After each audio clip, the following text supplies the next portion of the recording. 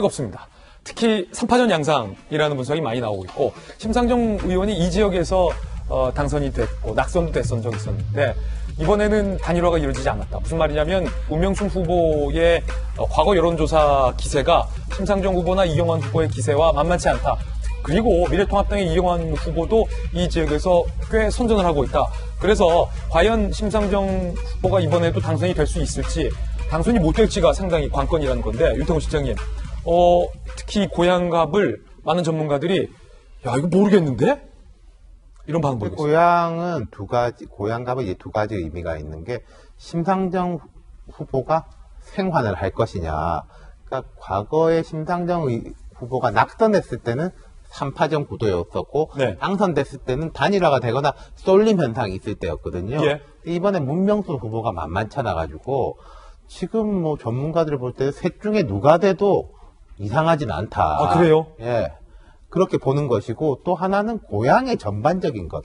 고향이 전반적으로 민주당의 텃밭이었어요. 지난 총선 때까지는. 근데 이번에는 거세게 통합당이 또 도전을 하고 있는 예. 신인급들의 뭐랄까 스펙과 전투력이 좋은 사람들을 집중적으로 투입시켜가지고 싸우고 있으니까 고향갑이 그 대표적인 경우인 거죠. 예. 자, 후보들의 목소리도 한번 생생하게 저희들이 담아봤습니다. 들어보시죠. 고향갑. 코로나19 경제 위기를 극복하는데 제가 쌓아온 경험과 실력을 모두 쏟아붓겠습니다. 제발 좀 바꾸자. 이것이 바로 덕양의 민심입니다. 이경환이 덕양의 변화에 앞장서겠습니다.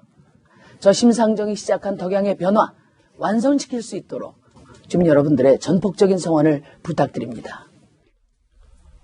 네 번째 격전지는 대구 수성갑입니다. 특히 이 두 후보의 경쟁이 상당히 뜨겁습니다. 김부겸 의원이 지킬 것이냐 아니면 옆 지역구에서 온 주호영 의원이 잃었던 지역을 되찾을 것이냐 이게 사실은 뜨겁거든요. 딴 데도 아니고 보세요. 대구입니다. 투표율도 엄청나게 높아요. 김부겸, 주호영 두 분 모두 다 대선을 선언했습니다. 두 분의 목소리부터 듣고 이야기 이어가겠습니다.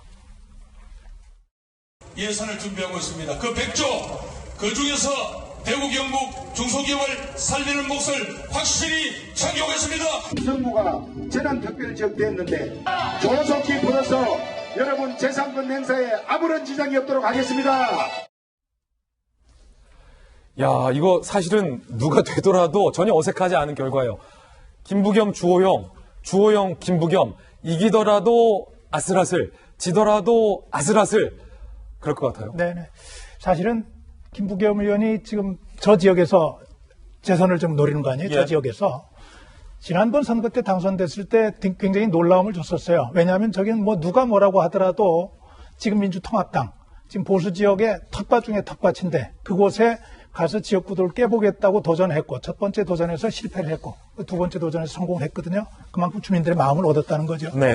정상적이었다고 한다면은 이번에도 사실은 김부겸 정도의 그 능력과 그 정도 무게가 있는 후보라면은 무난하게 승리를 할 수 있을 것이라고 예측이 됐던 곳인데 지금 주호영 후보가 가면서 상황이 달라졌죠. 둘 다 상관에, 둘 다 사선에 만만치 않아요. 주호영 후보가 가면서 달라진 건 주호영 후보가 가지고 있는 개인적인 역량과 무게감이 있다는 것 하나하고 대구 지역에서 가지고 있는 지금 문재인 대통령 정부에 대한 반감이 그만큼 크다는 얘기죠. 맡겨놓고 갔더니 지난 대통령 취임 이후에 보이고 있는 행보 자체가 도저히 동의할 수 없는 부분으로 흘러가고 있다. 그래서 이제 견제 심리 생기면서 이제는 그렇다면 잘못한 것은 심판해야 되지 않느냐 이런 심리가 생기면서 차기 대선 구도에서 기대주로서 그러니까 여야를 떠난 대한민국 정치의 자산으로서 김부겸을 보는 눈과 지금 정부에 대한 평가를 하는 입장에서 심판을 해야 하는 유권자들의 그 마음이 서로 교차하고 있는 지점이다 이렇게 좀 볼 수 있을 것 같습니다.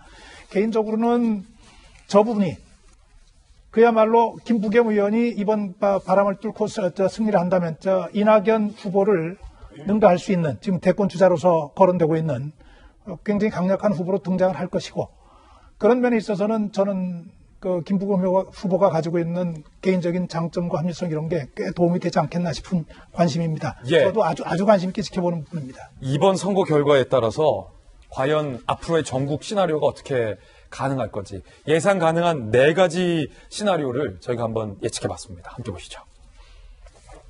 자, 1, 2, 3, 4의 시나리오가 가능할 것 같다. 그러니까 이거 뭐 누구를 지지하느냐에 따라서 기분 나쁘실 수 있는데 어떤 게 된다라는 게 아니라 네 가지가 모두 다 가능하다라는 거예요. 잘 보세요. 첫 번째 시나리오는 유시민 이사장이 말했던 것처럼 민주계열이 180석 가질 때는 뭐 야당의 동의 없이 단독으로 법안, 원하는 법안 모두 다 처리 가능하고 범여권 정당이 150석을 가져갈 때는 차기 대선까지 무난할 것. 친문 입지가.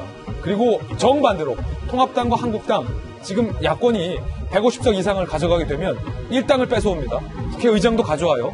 국회 주도권 쥐고 지금 공수처도 다 경제할 수 있다는 거예요.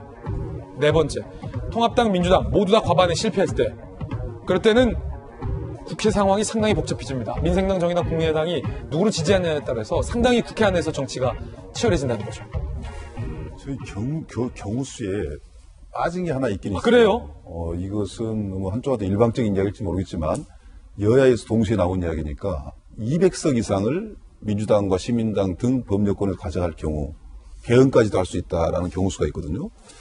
그러니 5가지 경우수는 이제 뭐 제가 하나 추가를 했기 때문에 다 나올 수 있는 게 불과하고 우리가 아주 간단하게 2가지로 나눠 볼 수가 있을 것 같아요. 범여권이 이기느냐 아니면 그 지금 야권에서 과반 이상을 차지하냐라고 그렇군요. 했을 때 만약 범여권이 이긴다면 지금의 국정 운영 시스템이 그대로 유지된 것 외에도 이제 총선까지 우리가 가파르게 왔지만은 총선이 끝나면 역시 다음 정치를 볼 수밖에 없거든요.